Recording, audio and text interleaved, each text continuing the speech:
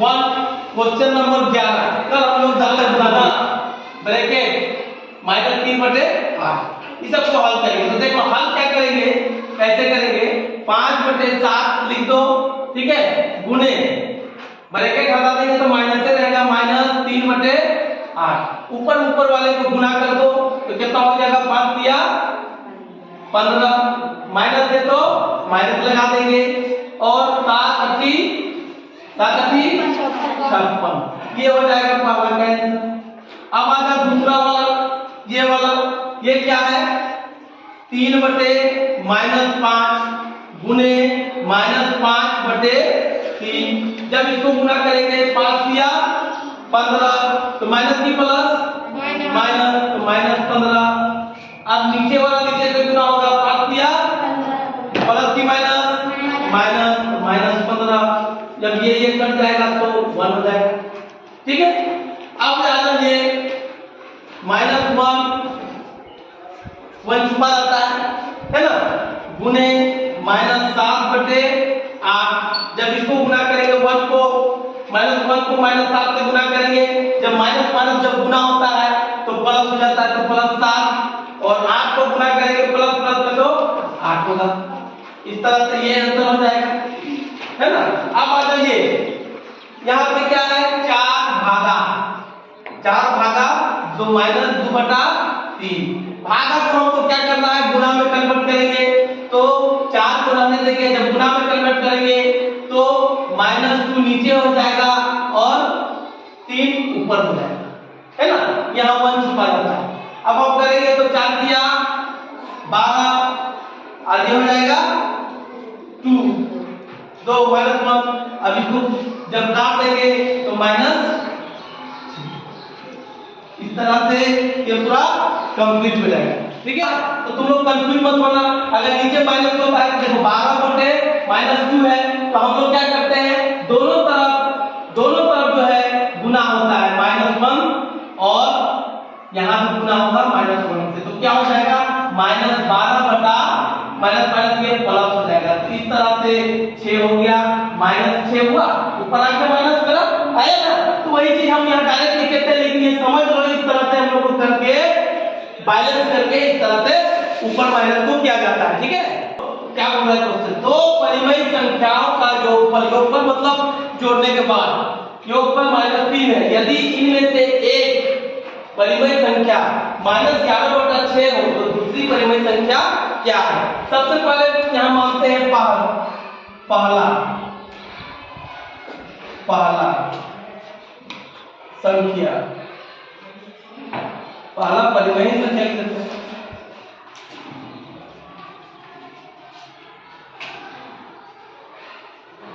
कितना दिया हुआ है, -6/11, है ना।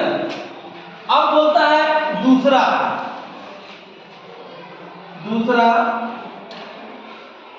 परिमेय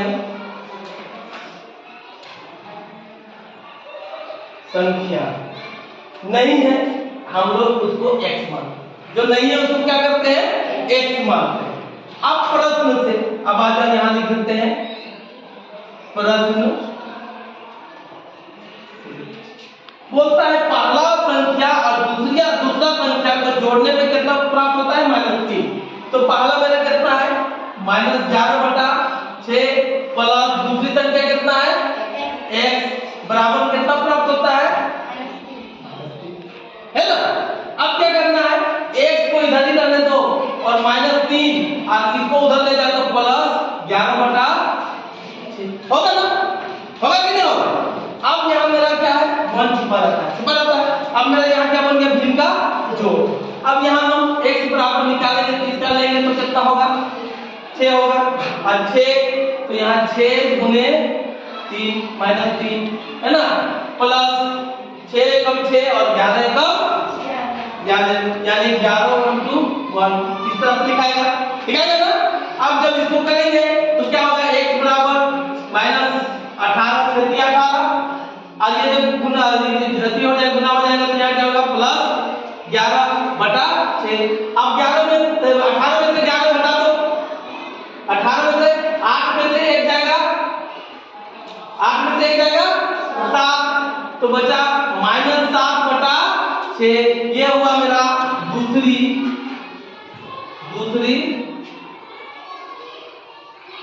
परिमेय संख्या। जो x मेरा निकला, x मेरा दूसरी परिमेय संख्या है ना, तो दूसरी परिमेय संख्या मेरा -7/6 आया। ये दूसरी परिमेय संख्या निकल गया। इस तरह से बन गया। आसान था ना? ठीक है, देखो देखो क्वेश्चन में क्या बोलता है, -1 में क्या जोड़ा जाए कि 7/5 प्राप्त हो। माइनस नहीं ना है क्वेश्चन में, देख लो -7/5 नहीं ना है, नहीं, तो क्या जोड़ा जाए कि 7/5 प्राप्त होगा। देखो हम लोग क्या करेंगे, सबसे पहले वह संख्या बराबर मान लेते हैं हम लोग। वह संख्या जो जोड़ा जाएगी उस संख्या को हम लोग x मान लेते हैं। मान लिए।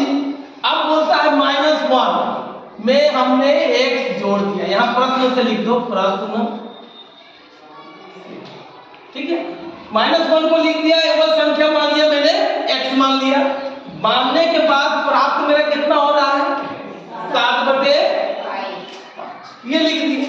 अब क्या है कि x बराबर 7/5 और ये इधर चला जाएगा तो क्या हो जाएगा, प्लस होगा, +1। यहाँ मेरा 1 छुपा रहता है, बार बार बोलते हैं छुपा रहता है ना। अब हम इनका जोड़ बन गया। अब इसको लेंगे तो यहाँ 5 हो जाएगा, यहाँ 7 × 1 हो जाएगा। यहाँ जब होगा प्लस तो यहाँ 5 × 1 होगा ना, x बराबर। अब x बराबर यहाँ लिख सकते हैं 7 + 5/5, 7 + 5 है ना /5। अब इसको क्या करेंगे, x बराबर लिख सकते हैं 7 × 5 = 12/5। इस तरह से आंसर हो जाएगा। आसान था ना, खाली थोड़ा सा समझने का जरिए। संख्याओं का गुणनफल -12 है। यदि उनमें से एक संख्या -3/4 है तो दूसरी संख्या क्या होगा। इसमें देखो यहाँ लिख सकते हैं, माना पहली संख्या बराबर -3/4। अब दूसरी संख्या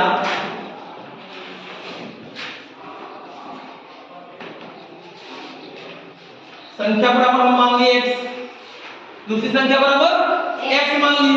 अब होता है प्रश्न से